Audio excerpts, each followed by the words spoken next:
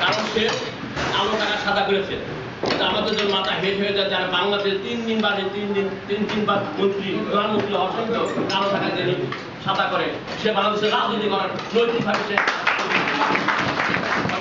তার যে দুই ছেলে বাংলাদেশের টাকা বিদেশে নিয়ে যে সুদের সংসার করে খাচ্ছে তাদের বিচার বাংলাদেশ মানছে এই সরকারের সময় হবে।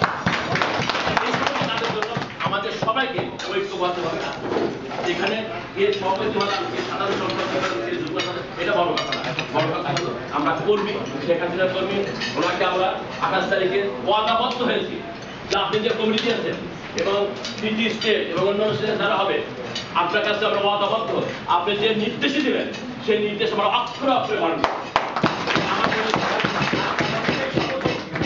আমাদের শপথ একটাই যে আমরা একজন কর্মী, শেখ হাসিনার কর্মী হিসাবে বাংলাদেশ মহাজোট সরকারের কাজ করে দেবো আমরা প্রবাসে এবং সারা বিশ্বে একটা এক্সাম্পল সৃষ্টি করবো, এই আশা ব্যক্ত করে আপনাদের সবাইকে ধন্যবাদ।